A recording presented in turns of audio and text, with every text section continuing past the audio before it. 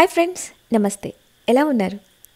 ఇవాళ మనం రంగురంగులతో ఎంతో ఆహ్లాదంగా ఉన్న ప్రకృతిని చూస్తూ ప్రయాణిస్తూ కొన్ని మాటలు చెప్పుకుందాం. మనిషి విలువ తెలిపే ఈ మాటల్ని, ఈ కథ నేను ఎక్కడో చదివాను, మీతో కూడా పంచుకుంటున్నాను.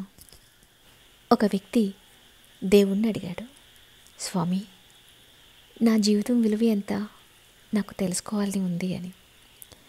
అప్పుడు దేవుడు అతనికి ఒక రాయి ఇచ్చి, ఈ రాయి విలువ తెలుసుకునిరా, కానీ దీన్ని అమ్మకూడదు అని చెప్పి పంపించారు.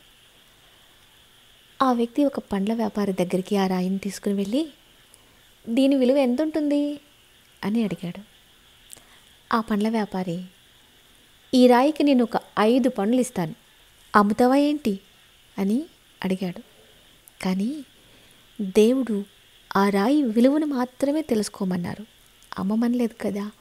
అందుకని ఆ వ్యక్తి ఆ పండ్ల వ్యాపారి దగ్గర నుంచి వెళ్ళిపోయారు. తర్వాత ఒక కూరగాయల వ్యాపారి దగ్గరికి ఆ రాయిని తీసుకుని వెళ్ళి, దీని విలువ ఎంత ఉంటుంది అని అడిగాడు.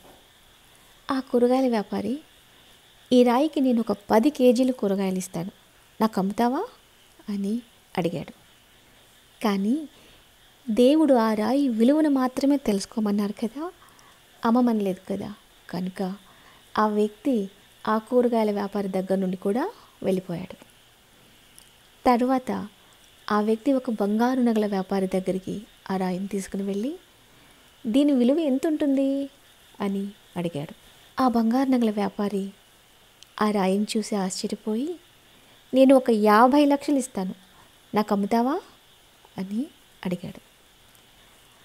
ఆ రాయిని అమ్మకూడదు అని దేవుడు చెప్పారు కనుక ఆ వ్యక్తి ఆ బంగారు నగల వ్యాపారి దగ్గర నుండి కూడా వెళ్ళిపోతుంటే, ఆ నగల వ్యాపారి, సరే 4 కోట్లు ఇస్తాను అని అడిగాడు.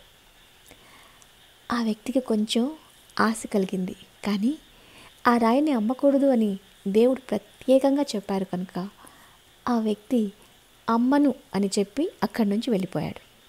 తర్వాత ఆ వ్యక్తి ఒక వజ్రాల వ్యాపారి దగ్గరికి ఆ రాయిని తీసుకుని వెళ్ళి, దీని విలువ ఎంత ఉంటుంది అని అడిగాడు.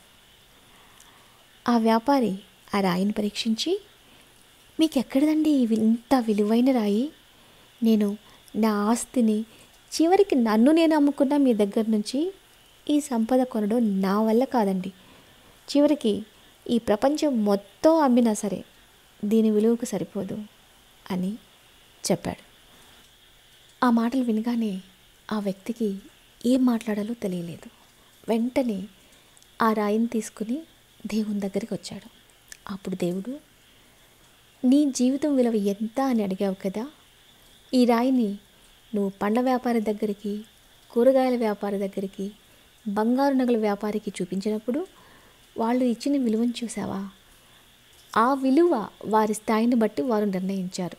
కానీ నిజంగా ఈ రాయి విలువ తెలిసిన వజ్రాల వ్యాపారి మాత్రం దీని అసలు విలువను కూడా చెప్పలేకపోయాడు.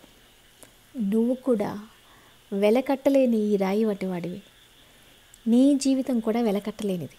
కానీ మనుషులు వారి వారి స్థాయిని బట్టి నీ జీవితానికి వెలకడతారు, నీ స్థాయిని బట్టి నిన్ను వెలకడతారు, నువ్వు వారికి ఉపయోగపడే విధానాన్ని బట్టి వెలకడతారు, అంతే. అది వారి స్థాయి. కానీ నీ విలువ నాకు ఒక్కడికే తెలుసు, నువ్వు నాకు వెలకట్టలేని అమూల్యమైన నిధివి.